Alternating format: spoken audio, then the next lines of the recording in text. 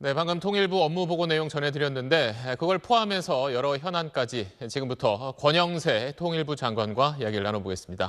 안녕하십니까? 네, 안녕하세요.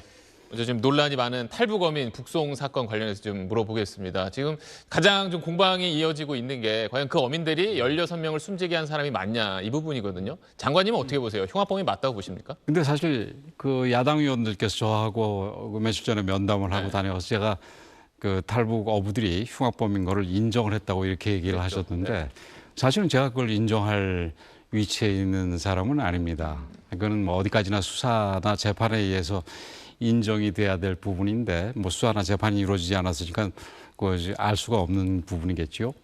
근데 그 이 합동조사 소위 합동조사 과정에서 두 사람이 일치해 가지고 뭐 구체적인 부분에 있어서는 좀 차이가 있었다고 들립니다만은 그 살인 사실을 자백한 걸로 봐가지고는 아마 살인했을 개연성은 굉장히 크다 이렇게 얘기할 수 있을 것 같습니다. 지금까지 저를 봤을 땐 개연성은 크다 예. 이렇게 보시는 거군요. 그런데 이제 당시 어떤 북송 당시의 사진이라든지 뭐 영상 같은 이런 좀 예. 이미지 자료를 통일부가 이번에 공개해서 갈등을 좀 더 부추기는 거 아니냐 이런 지적도 있던데 만약에 진술서라든지 아니면 조서 같은 이렇게 좀 문서로 된 자료를 공개할 생각은 없으십니까? 그 문서는 뭐 합동조사 자체를 저희들이 관여를 하지 않았으니까 저희들이 공개할 수 있는 그 입장이 있지 않고요.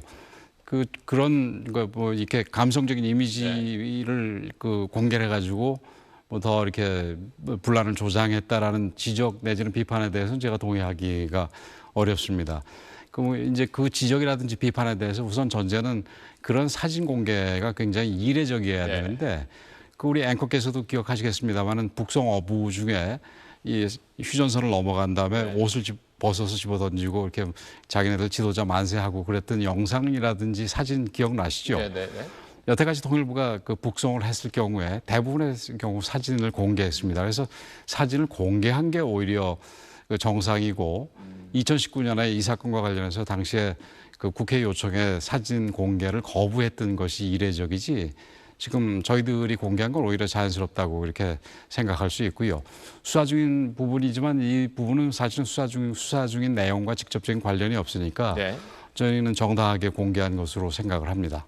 네, 앞서 이제 문서화된 자료는 이제 통일부가 주관한 게 아니라고 하셨는데 그럼 좀 정보 당국과 협의를 해서 좀 구체적으로 좀 공개를 추진할 계획은 없으십니까? 그 마지막 번에 제가 잠깐 말씀을 드렸습니다만 현재 이 사건이 수사 중에 있지 않습니까? 그렇기 때문에 합동조사 내용 전체를 그 공개하는 거는 아마 수사중 사건의 공개가 하지 말라는 법조항에 위반될 여지가 있기 때문에 쉽지 않을 거라고 생각을 합니다. 근데 이번 일처럼 이제 범죄를 저지른 탈북민을 우리가 수용할 경우에는 우리 법 체계로는 처벌하기가 좀 힘들다 이런 지적도 있던데 뭐 장관님은 법률가시기도 하니까 이번 일은 결국 어떻게 처리돼야 한다고 보십니까?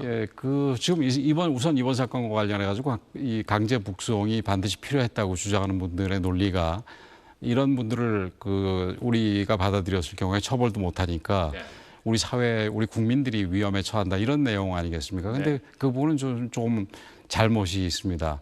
지금 아까 말씀드렸듯이 이 두 사람이 서로 자백을 했지 않습니까? 수사기관에서 만약에 똑같이 그 입장을 그 견지해서 자백을 했다면은 서로 간의 자백이 보강 증거가 돼가지고 이 두 사람에 대해서 처벌할 수가 있었습니다. 더군다나 이 어선이 있었기 때문에 어선에서 혈흔까지 발견을 한다면은 그건 얼마든지 보강 증거가 되기 때문에 처벌할 수 있었는데 그걸 처벌할 수 없기 때문에 강제 북송을 했다라는 거는 논리적으로 좀 문제가 있습니다. 알겠습니다.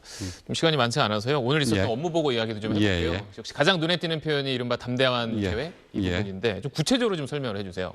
잘 아시다시피 담대한 계획은 우리 대통령께서 그 취임 연설 때 처음 말씀을 하신 부분인데 그 비핵화가 반드시 필요하고 남북관계 정상화는 어떤 의미에서 비핵화에서 시작이 된다고 볼 수가 있는데 그 비핵화를 반드시 이뤄내기 위해서는 우리가 아주 담대한 그 계획을 가지고 북한의 비핵화를 이끌어내야 된다는 부분인데 그 담대한 계획에는 우선은 과거에는 주로 이제 북한의 비핵화를 이끌어내기 위해서 경제적인 그 유인책을 주로 제공을 했는데 지금은 경제적인 유인책 외에 북한이 핵 개발한 이유라고 주장하는 소위 안보 우려까지 우리가 고려를 해서 안보 우려를 해소할 수 있는 방안까지 집어넣겠다는 부분입니다.